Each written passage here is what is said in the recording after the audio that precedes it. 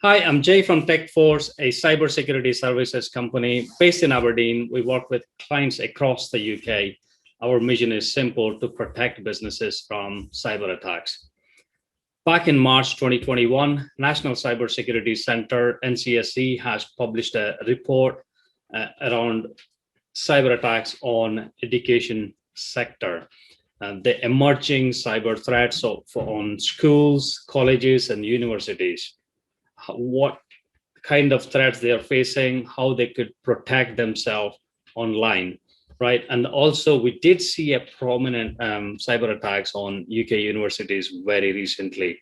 DCMS has published a report where 36% of the primary schools, 58% of the secondary schools, and 75% of the further education institutions have said they experienced some sort of breach in the last 12 months, which is whole of 2020, right? Although cybersecurity is a priority, but it hasn't become the high priority for senior management in the education sector, as per DCMS survey.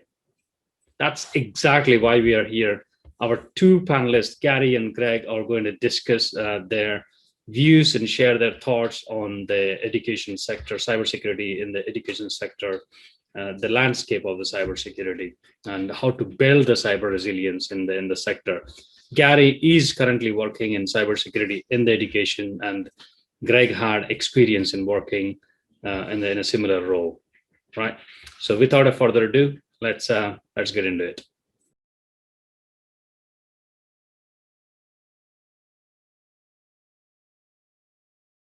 Count on this.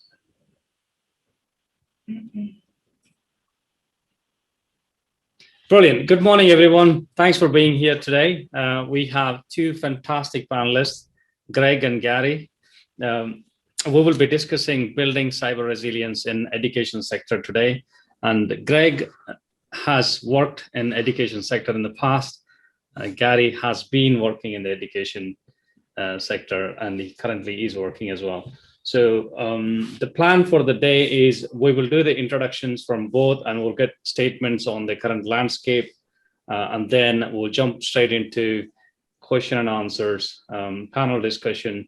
So to keep this going, we need some really good questions from the audience. Please do type in your questions in the comments, or if you want to, well, later on, I can unmute everybody to ask questions as well, right? But please do type in your questions through the comments. Yeah, that's about it. We are expecting to wrap up around 10:45-ish, and maybe 5 minutes, around 5 minutes here and there. So that's it. So let's get going with the introductions. Before that, let me admit two more people who are waiting. Right. Okay, who wants to go first? Garry, Greg? I'll defer to Garry. Okay. Alphabetical order, not by much, but not by much. Right, go on, Garry. Okay, hi there. My name's Garry Scobie. I'm the Deputy Chief Information Security Officer for the University of Edinburgh. So I'm actually quite involved with this particular topic this morning. Now, in terms of the background to this, there's been heightened awareness due to several ransomware attacks that have occurred in the education sector. But I don't think, I don't think the sector is actually being hit because it's education. I think it's more to do with the perceived level of vulnerability that the public sector has had. So in terms of lie of the land, universities have been attractive, or have always been attractive to cyber criminals, from the basis that we have three buckets of data, if you like. We've got huge amounts of personally identifiable information. We have a lot of finance, huge numbers of contracts and money and research money going in and out of the universities. And we've also got the research, intellectual property. So, adding these all together, they are, attractive targets for cyber criminals. So, I mean, basically, you name it, we'll be researching it. We also have the issue within the sector of we have a massive churn rate of students. So, every year, 25% of our population leave, and 25% are made up of people who don't know what our security messages are, who haven't had our awareness, and are coming into our environment for the first time. And of course, we also have a lot of staff who are long-term, and that is a challenge in itself. We have a huge diverse community within the universities, and in terms of doing security awareness, that is a challenge, because some vendors will say to me, you need to use humour in your awareness. And of course, I come from central Scotland, so my sense of humour will probably translate to the likes of Manchester and Liverpool, but there are plenty of cultures within our population who will just not get my sense of humour. So we've got to take that into account when we're doing the awareness. Now, to wrap up, you add all that together with the complexity of the number of systems and different applications that we're running, and the need to have an open culture and the need to be able to collaborate and communicate with everyone around the world has led to a situation where we have certainly in the past been vulnerable to attack, and a number of attacks on the sector in the last 6 months have demonstrated that. Brilliant. Thanks, Garry. Greg?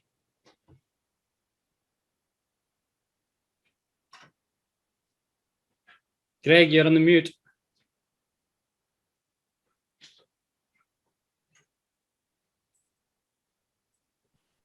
Yeah, thank you. I was not allowed to unmute myself, so I couldn't unmute. Yeah, that was a long intro, Garry. Now I've got a bunch of stuff to keep up with. So I'm Greg Vandergast. I was head of information security for the University of Salford. That was my first foray into education after about 20 years in security, and it was certainly interesting. I would say primarily from a cultural standpoint, because I think culture is really at the base of everything if you look at real root causes for issues. I agree with much of what Garry said. I think, it's a good target in terms of ransomware. I think ransomware is driving the awareness, but in my experience, attackers are often not that selective. And if they find, it's very easy to scale up. You've got botnets of hundreds of thousands of systems scanning the internet. And if they find something, then that's going to get sent to a human being at some point, and he or she's going to try to have fun with it. And when you have, kind of an old way of working, maybe limited resource, although I hear limited resource a lot, but I think it's more down to the effectiveness of that resource, which is I found to be quite low in education. And you have a massive, quite distributed network that probably has a lot of change going on, then you are quite likely to have a fair amount of attack surface. And I think that's a big problem. And I think the lack of maturity of some of the IT environments also means that the detection and response element and the recovery element is also quite reduced, shall we say, or painful when something happens. I mean, we've seen some universities take months to recover from cyber attack. I think Newcastle still had the majority of their systems down 4 months after the attack, something like that. Pretty crazy. I'm quite curious what you're seeing. I mean, I've been out of it for about 6-7 months now. I'm quite curious what you're seeing nowadays, Garry. Or what do you perceive your challenges, or what's your strategy, and then what are your challenges to delivering that? I think clearly the huge attacks get towards the end of last year on the sector focused people's minds. And we always had an ongoing program of security improvements, but that has been ramped up to such an extent over the last 6 months. And I think that is typical across the sector now. It's every day this is being looked at and being discussed. I think the strategy has been that we accept that we're never going to be able to protect ourselves completely. Breach is inevitable in our environment, but it was getting together the plan about what we do when it does happen and how we handle that. And that was something which we've pushed through heavily over the last few months, because before there was a plan, and then we saw some of the big universities being hit, And then you suddenly look at your plan in the light of what they're going through, and then you realise your plan maybe wasn't as fully formed as it should be. So I mean that is where we have really focused on, and obviously we're doing as many of the controls as we can potentially put in. We were fortunate in the sense that before this happened, we had already purchased a new network, so we were doing a complete replacement, which has helped tremendously. So I was just fortunate that the timing of that. But I think we focused on ransomware, and that for me, that's a huge problem. But I think actually the biggest threat that we potentially all face, and not just in education, is I would argue social engineering. Interesting. Yeah. Do you know? Sorry, go on, Greg. Go on, Jay. No, I think the biggest threat I had for the University of Salford was our own IT department. That was our single biggest threat. I mean, my approach was much more on the prevention side, because it was like, okay, we're hit, we're down, how do we recover? In an environment that takes 7 months to spin up a virtual machine, we're not going to recover 800 servers anytime soon. In fact, we had a penetration test at one time, and they'd always had penetration tests, but they would always tell them, try to penetrate, the website, which is the one system that people are paying attention to it, and it was all right. And penetration tests were always successful. So yeah, we have great security, and security was somewhere like 132nd or 164th, something thereabouts, place on the enterprise risk register. I finally managed to commission, and there was so much pushback from IT on security that we basically had to go through a committee to get any expenditure approved. And that included the associate directors that were in charge of IT, who didn't want you to do anything that shed, cast or a light into what was going on in IT. So it wasn't until one of the schools had wanted to do a cyber essentials assessment. I managed to get some funding for that because I was very non-threatening. But then they wouldn't get back to my emails. They wouldn't answer me after I got the funds. So I was like, well, the company I have these funds for also does penetration testing. So I managed to kind of bend the finance rules a bit and commission a 6-day pen test. And with the scope, I think my words were go nuts. And they called us up after, I think about 4 hours on the first day. And they said, what do you want us to do now? And I'm like, well, what do you mean? I said, we've run out of things to compromise. They had compromised the entire Active Directory, Kerberos, every endpoint, every server, student records, financial records, HR, payroll, research data, medical data from the medical school, absolutely everything. And only then was it, oh yeah, we might have a problem here. Yeah, I was spending a year shouting from the rooftops. But even then, it was still incredibly painful. And I feel like Salford was a bit, I see similar problems in other institutions, but I feel like we were really kind of scraping the bottom of the barrel there in terms of where we were. There was a lot of improvements, but I feel like a lot of the cultural issues remain. I think they're now reorganizing that sort of thing. So that underlying kind of IT culture and just 20-year-old ways of working and lack of application of best practices. And I have a friend who works University of, it used to be Sussex, now I think it's University of London. And it took him 3 months to get IT to admit that, Red Hat 4 is expired. You should really replace that. That kind of resistance, or they won't install a patch until this one guy in IT has reviewed all the source code for the patch. So it takes 3 years to deploy a patch. That kind of resistance within IT was absolutely crushing. And I'm curious what you've seen, maybe in Edinburgh or another schools. We are a good way down the road now. Obviously, there've been cultural problems in the past. I'm fortunate in the sense I can now say we have spent several years working with the business and with the academics and the researchers to raise the security profile. So we are, I am really pleased with the level of engagement that I'm now getting. People now get it, what we're saying. And I think we have used obviously the attacks on the sector to heighten awareness, but generally now we've got buy-in across the university. Now it's not perfect. We still have to manage the fact that we have to collaborate with everyone around the world. There is still that, we would love to do, to take control of people's mobiles and do proper posture checking and all that kind of stuff. That is just not going to happen in our culture at this point. That's maybe perhaps a step too far for people.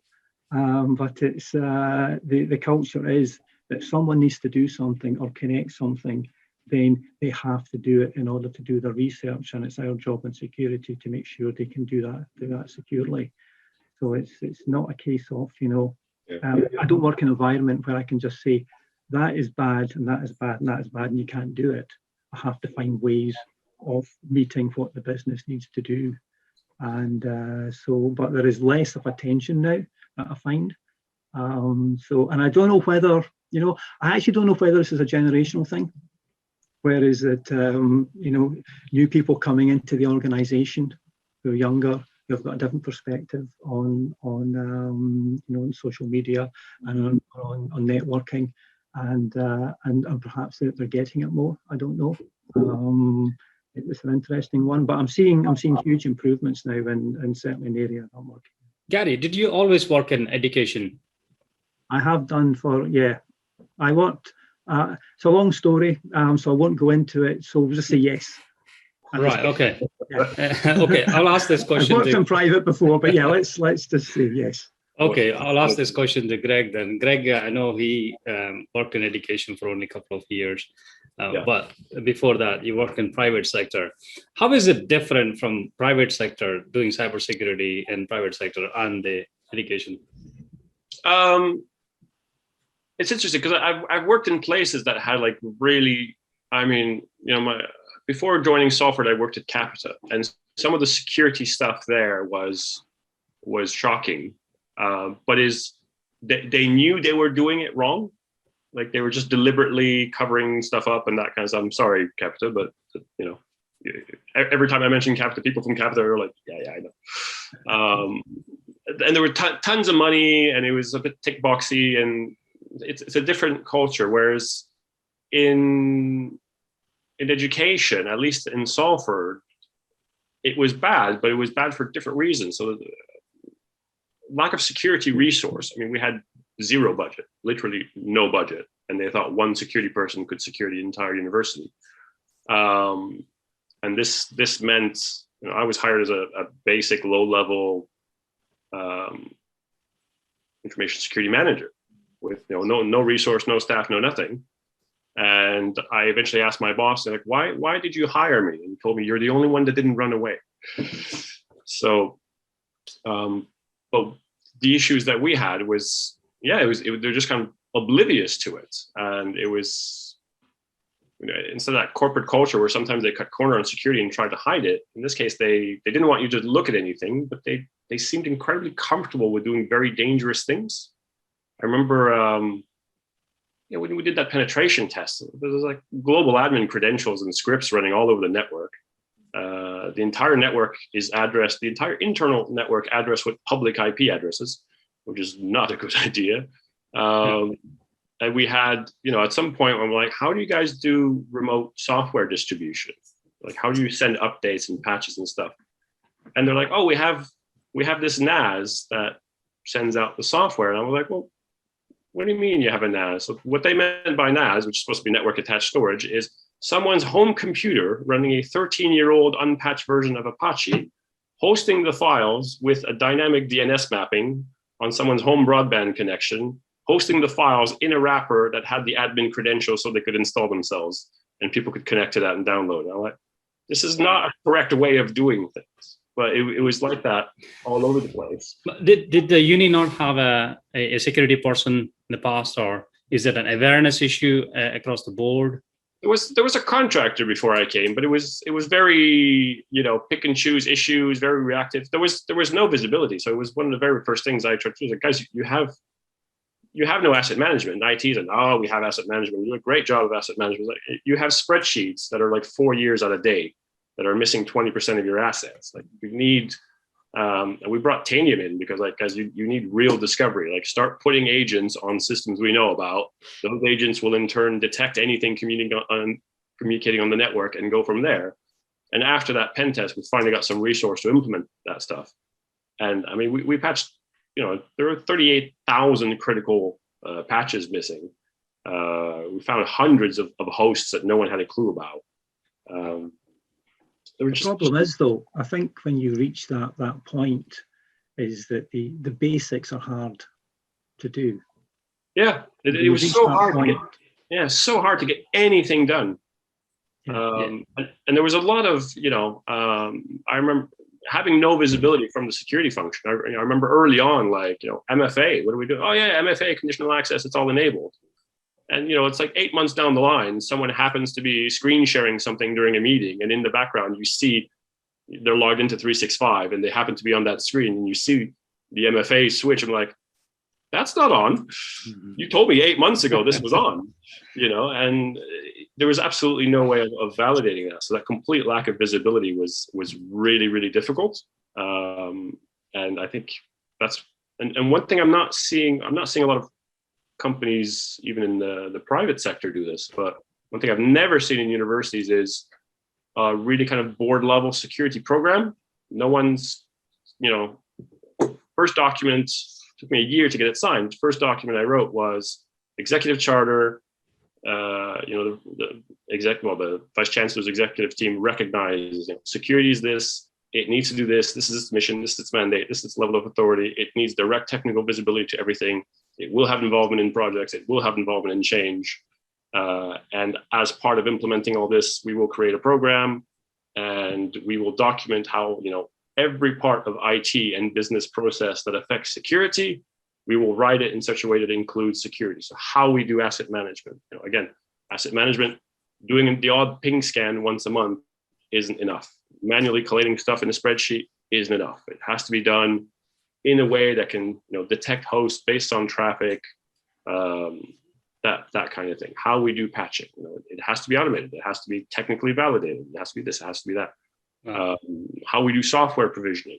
And a lot of these things were incredibly manual, which caused huge amounts of effort and cost, but also huge amounts of inconsistencies, which is where, why we're missing so many patches or why we have so many systems misconfigured. And all of this could be automated, but no one in IT wanted to automate it because we've always done it this way. We like the job security of needing a department of 80 people to patch, a couple hundred. We're in the kind of the quandary here because of the we have managed estates, which is great. So that's over like 20,000 systems which are managed and they're patched and they're handled and everything. It's just great. Unfortunately, with academia, we then have, effectively what's the Wild West, which is we have a bring your own device policy, which is essentially that, you bring your own device, you can connect it, great.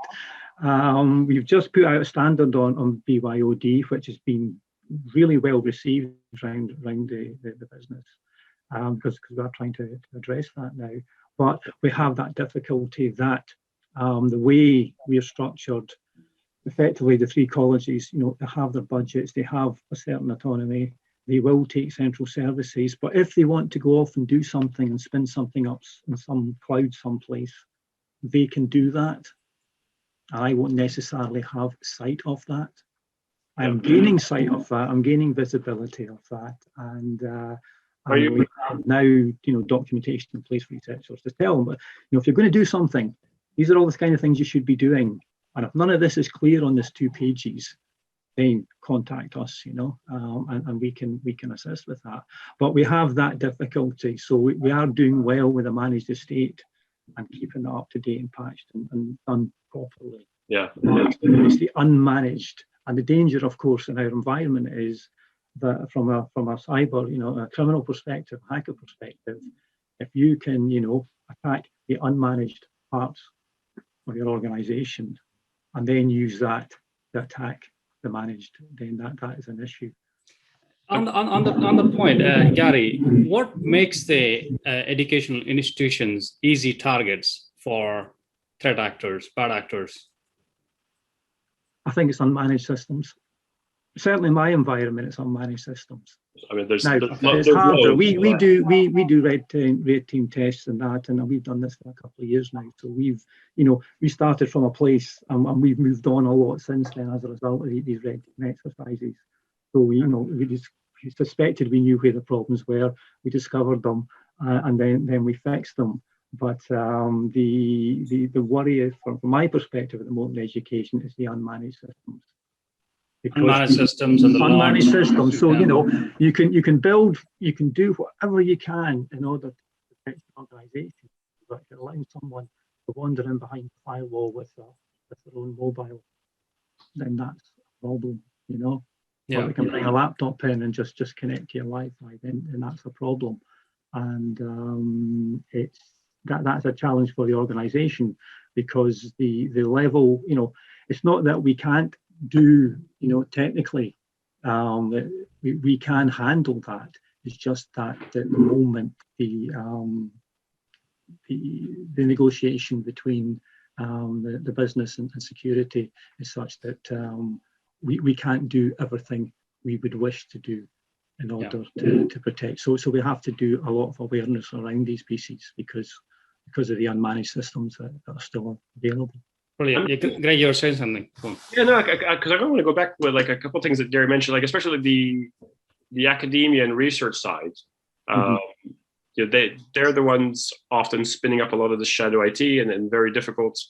It was interesting because they were actually being blamed for a lot of stuff even before I joined. And when I joined, every time I got an email from some research department or this or that, like, I need this, I need admin for this, I need access to this. And it was always like, just because they were talking to security, like the tone was already negative and frustrated. And we'd pick up the phone, it's like, what are you guys actually doing?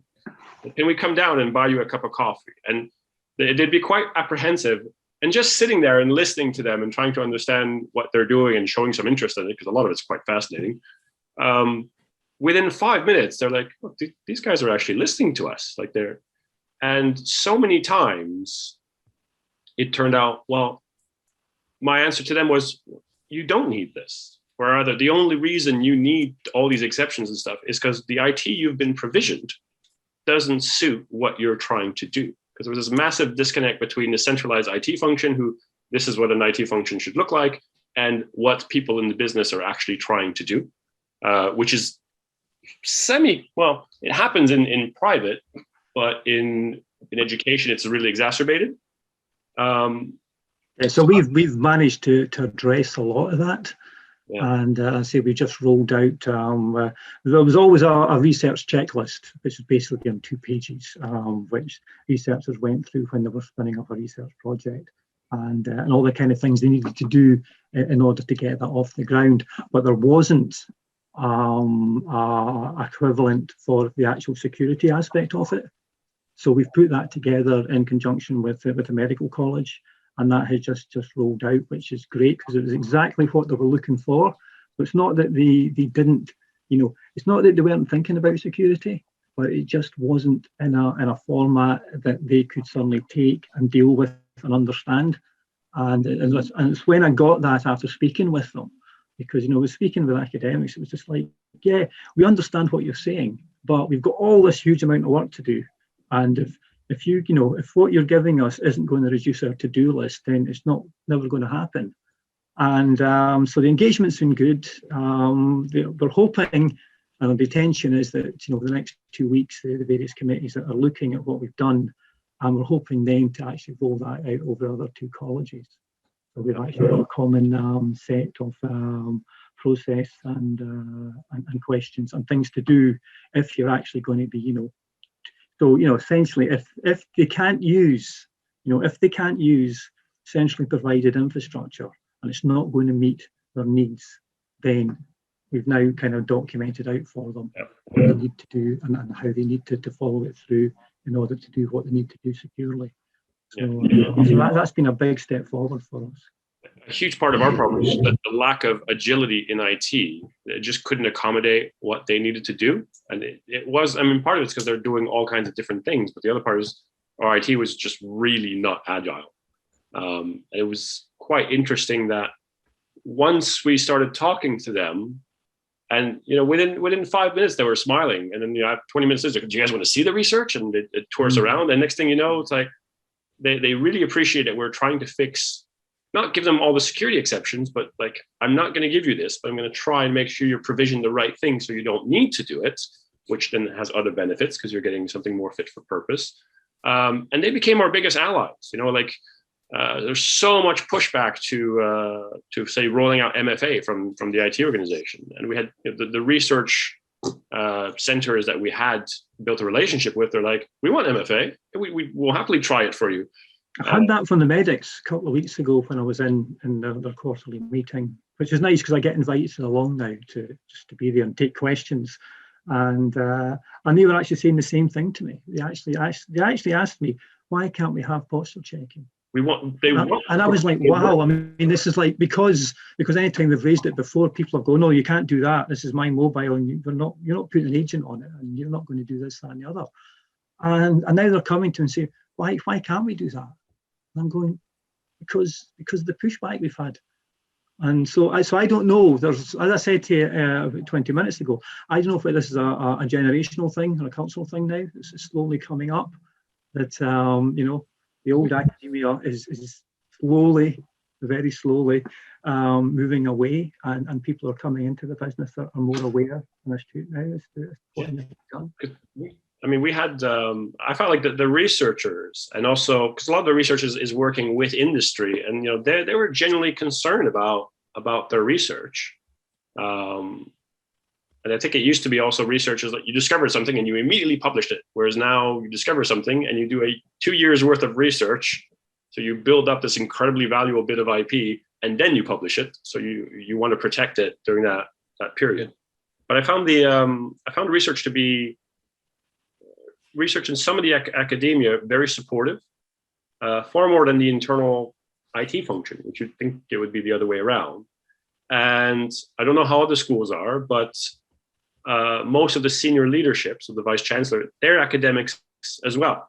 So when you build relationships with the academia, with the research, and they support you, even like a few teams of 2 or 3 people, like a lot of those professors and researchers are very influential with the executive team. And that really helped our relationship to get some traction with the executive team to then finally give us the authority and resource to start pushing some things out. I think like in terms of politics, that going out and engaging, the little research and academic parts of the business, the organization, really helped us get traction.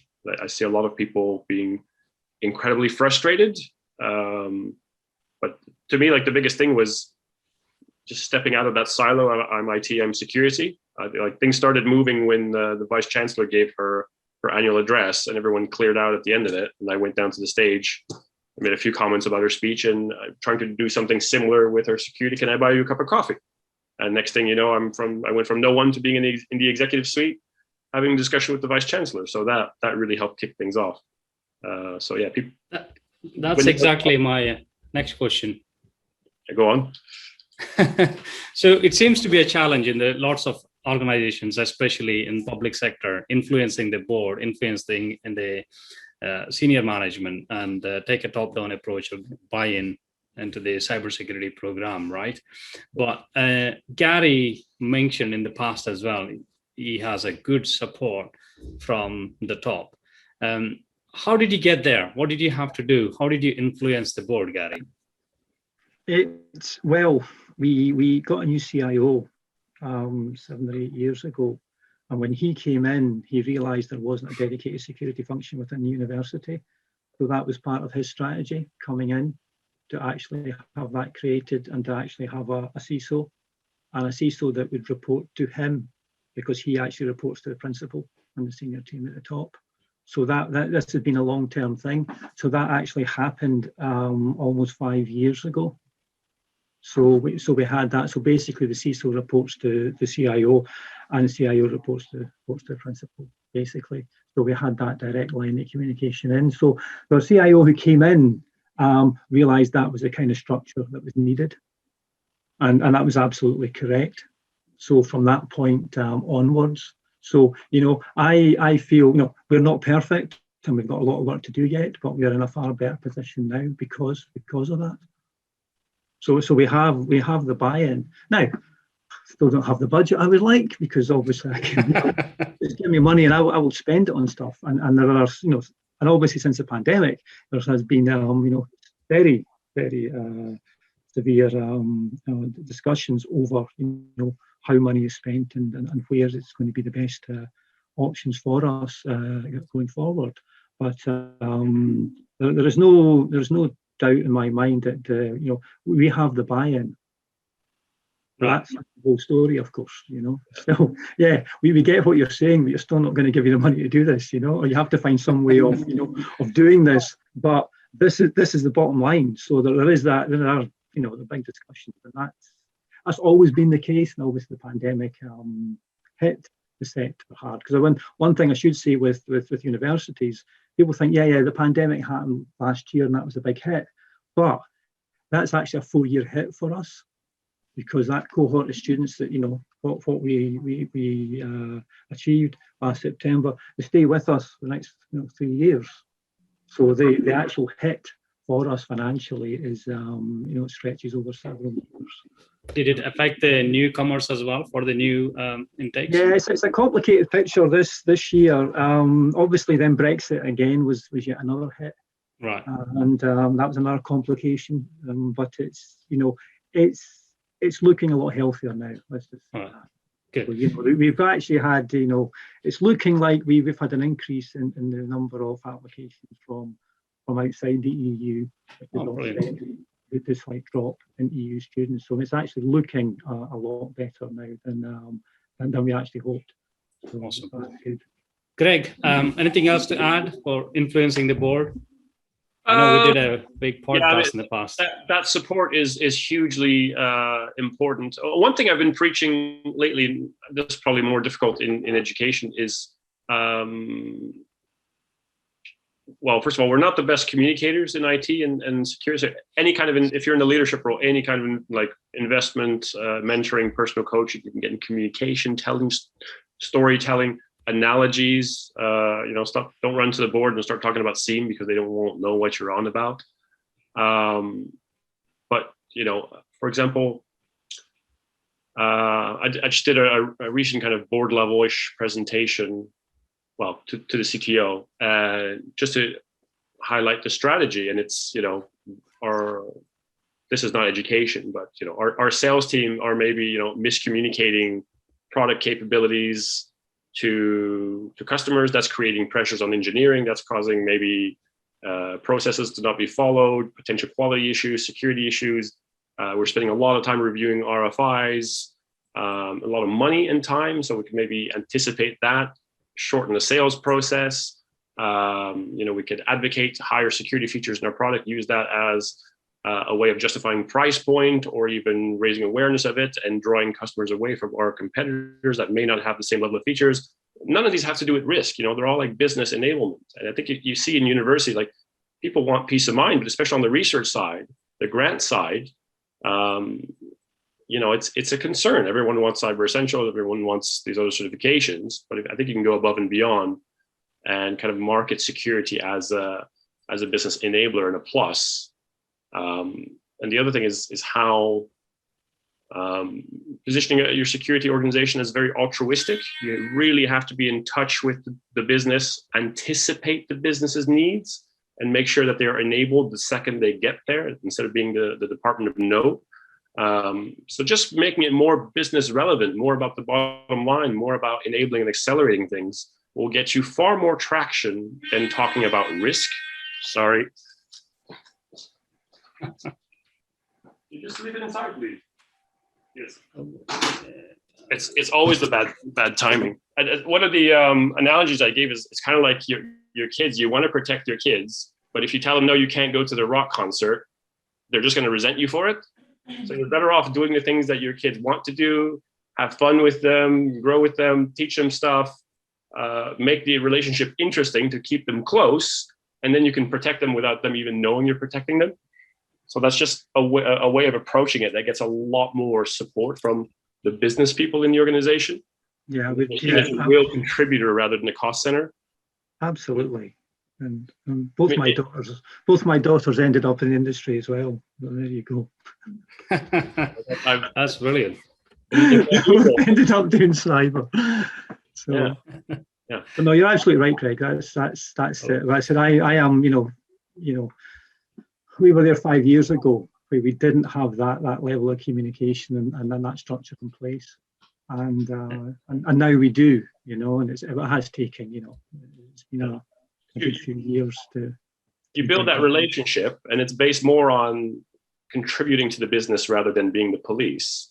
Yeah. But because you've also strengthened the relationship, when there is a time where you really have to say no, you've built up a relationship, you've gained more respect and trust. They will listen to you when you actually have to say no.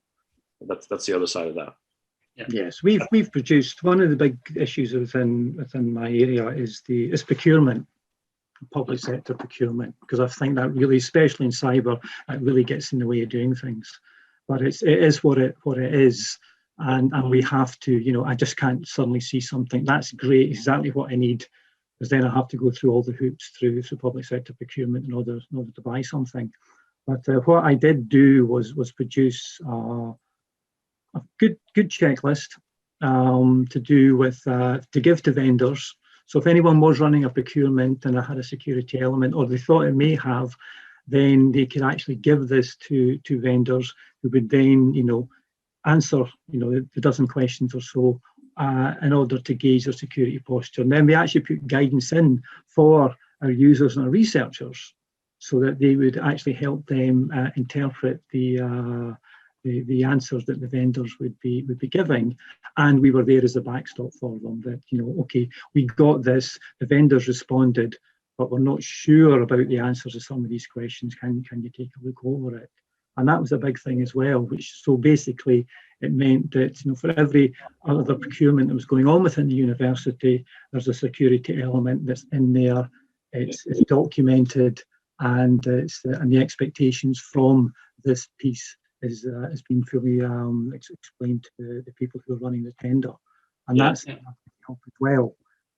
So it's is this the self-assessment, or do you actually do any? No, we give. Audits? I mean, we ask. We ask the vendors about just basically questions on their security. Now, occasionally you'll get vendors coming back saying, "I can't tell you that because of security," and then at that point we go, "Well, that's not good enough," because and so it's worked. Yeah, it's worked really well. So we ask them about what they're doing. If they're providing a service, we want to know, for example, how often do they do penetration tests? Are the results of these available? Do they so it's all that kind of stuff. So it gives us an idea and allows us to assess.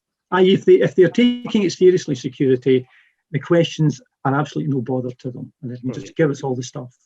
But if it looks like, they're starting to say, answer, see the policy document, or see the policy document, and say, okay, let me see the policy document. Then you realise there's nothing in there that answers the question. Then you know that they've not really thought about what they're doing.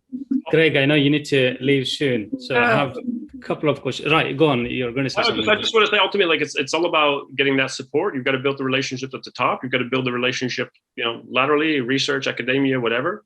If they know that you're not the Department of No, that you're actually there to help them. And I think little things like what Garry just said, if you anticipate that, like, oh, we're going for a grant and we're getting blocked by this, and this happens all the time. And if you see that and say, hey guys, I noticed this is happening, I've put this together to speed that process up for you. You've just stepped in without them even asking for it and helped them out. That really puts you in a positive light. And when you have that open relationship where, we had academics where we approached them. It's like, look, we can do this more securely for you in a way that's not any worse. And they more cumbersome. And they really appreciated that.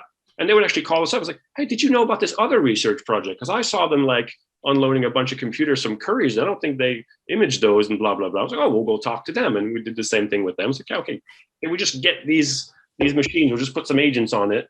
So you can configure them any way you want. We just want to monitor just in case something happens. And they would kind of snitch on their colleagues, but in a positive way. It would give us a heads up about what was going on in other parts of the campus. And it was great. I mean, that was the single most important thing. It wasn't budget, it wasn't tools. It was getting that. I mean, it's about talking, isn't it? It's about talking to people and about communicating and being open. It's a black art in our industry. It is. It is, but it is about talking to people and finding out and helping them. And as you say, it's all about image.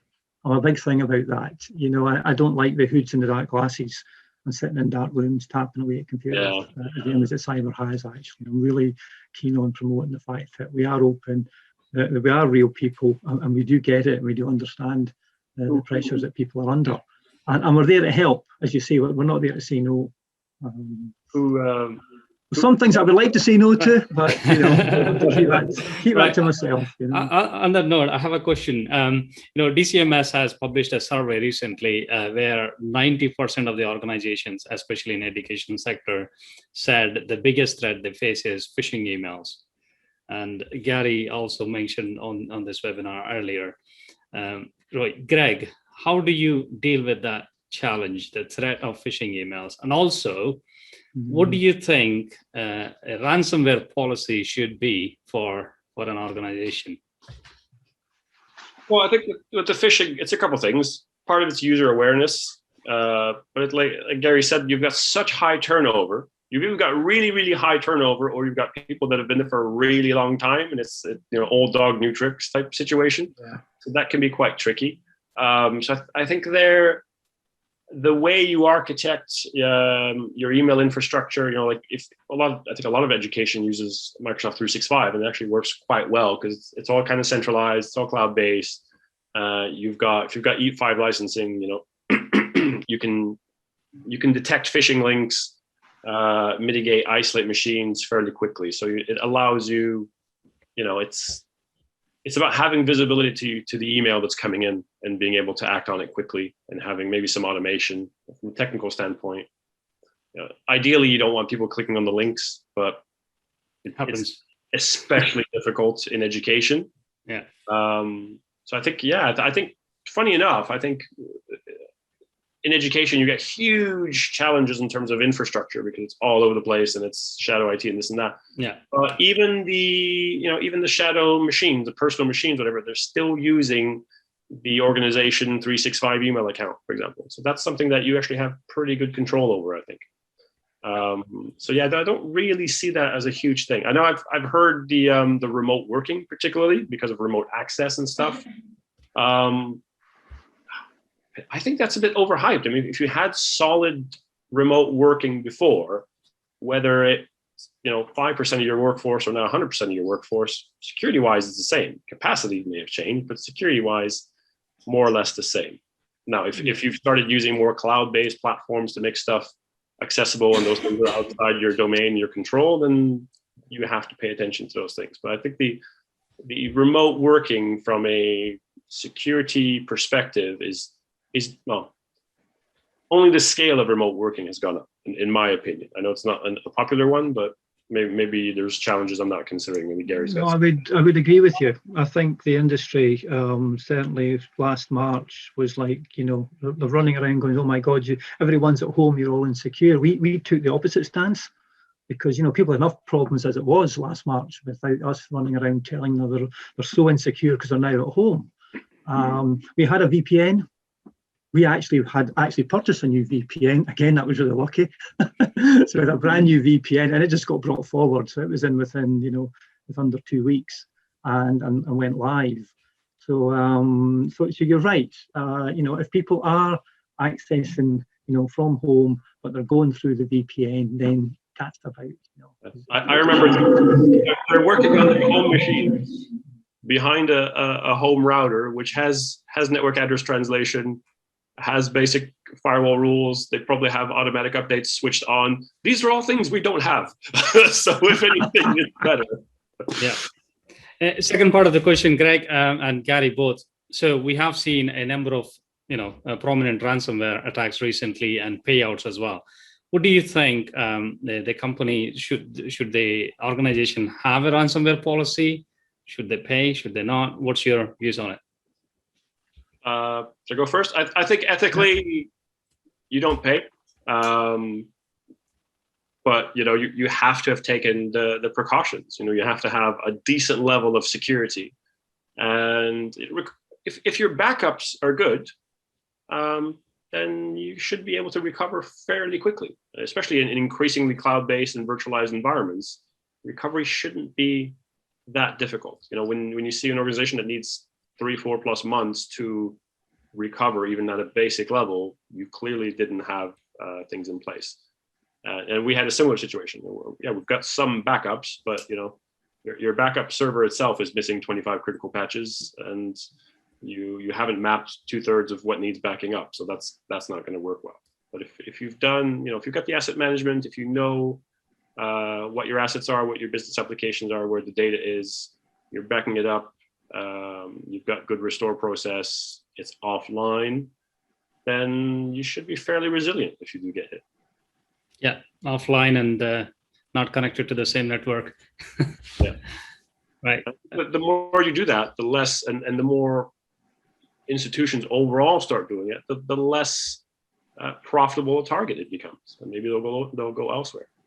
Yeah, absolutely. Garry, anything to add? I think there's an interesting ethical question here. Obviously, from my perspective and from a personal perspective, no, you don't pay. I've read about where some of this, this money goes to, and I just don't think it's acceptable to pay. However, organisations have to, make that call, and certainly from my perspective, that call would be made at a higher level from me. It is interesting though, from a more societal point of view, is if a company loses your personal data and it's going to be published on the internet because the company's saying, well, we're not going to pay, so the hackers are going to say, well, we're going to publish your data anyway. Would you, as an individual, be happy for that company to pay the ransom and fund further criminal activity to protect your own personal data? It's where you sit morally on that is a really interesting one. Yeah. The extra thing there is you have no guarantee that they're not going to publish it anyway. Yeah, that's what really exactly pushes it over the edge for me. Yeah, exactly. Or you're going to sell it on. It's a really interesting one. I don't think insurance is a good thing. I think having cyber insurance in order to give you extra resource in order to help you rebuild is a good thing. But I think the idea that having some form of insurance in order to pay out ransom is not. It just encourages people. So I don't agree with that. I think the important thing is to have a plan. Is really important. It's not just about would we or wouldn't we pay. It's how you're going to communicate with your user base, and it's how you're going to communicate with the press. Absolutely. You answered my next question as well about the insurance. Yeah. And also we had a public sector organization in Scotland recently been a victim of ransomware attack, and they denied to pay the ransom, which is good. Right, Greg, sorry, you were saying something. Go on. No, not at all. I completely agree. Yeah, Garry, I didn't mention that, but yeah, have your incident response plan in place. Be ready for it. Yeah. Yeah. I mean, it's just you can have my credit card data if it means not funding terrorists in Mali or whatever. Yeah. One last question: how do you find cybersecurity professionals working in the education sector? Would they be more open to work, or would they prefer private sector, or it doesn't matter at all? Or I'm not from the education, so I don't know. I'm curious. In my experience, I love the university. Mm-hmm. The variety of people and the variety of research that's going on is just second to none. It's just mind blowing at times what people are up to, and there's never, I keep thinking I've seen it all. And then something else will come along in a couple of hours, and I'll think, wow, I had no idea. I wish I could tell you stuff, but I can't on camera. So it's just a marvelous place to work, and the level of research and the commitment of people is terrific. But it's not for everybody. You've had people come in and just think, I can't handle this. I need to have a more structured kind of like, people have an idea of how they think security should be. And as my boss keeps telling me, it's not wrong, it's just different. Yeah. That's what he always says, That's how he describes academia. It's not wrong, it's just different. Greg, you can give us a short answer and you can go. Yeah, no, I think, Matt, I really enjoyed it, to be honest, from it's just fascinating stuff that goes on in education, in research especially. But it was incredibly frustrating for me. I don't know if that's just the institution in particular, but it was incredibly frustrating. But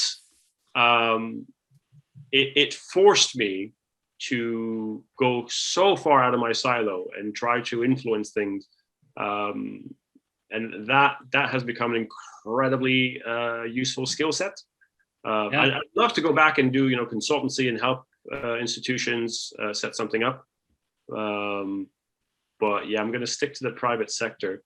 I remember, one few months ago, I was talking to one company. I was like, look, I think we need some training for developers. So how do I go about like proposing this? And they just looked at me like, what do you mean? Aren't you proposing it right now? I'm like, yeah, but how to get it actually approved and funded? They're like, just buy it, send us the invoice. Oh, that would have taken me a year in university, and it was a 10-minute thing. So I remember one example where we spent roughly £50,000 approving a £3,000 purchase. Like the bureaucracy was just mind-numbing. But what they do is fascinating, and I'd love to help them do it, but my way. Brilliant. It's interesting that during the pandemic, last year, we're a slow-moving organisation, but we became extremely agile. And it was astonishing to see the amount of effort and the speed that things were put in, and the due diligence that we had to do from a security perspective in such a short window was it was quite astonishing. So it just shows you that, and I'm hoping, and the idea is that we're not going to go back to the way we were, because you're absolutely right. Things would take months at times to get signed off. Yeah, and it's absolutely, when it was needed, when it was absolutely needed, and there were no excuses left, people did move. Yeah. So it's a bit about changing that culture. So we're some pride in that productivity rather than comfort in the I'm in education, I've got a safe job. Yeah. Brilliant. We have one question from the audience, but I believe this question was answered already. I thought they were asking it. Has remote working played a part in cyber security at university and colleges over the last 18 months, I believe? Yeah. So Garry answered and Greg answered as well, which is brilliant. Right. Thank you so much, both of you, for your time and sharing your thoughts.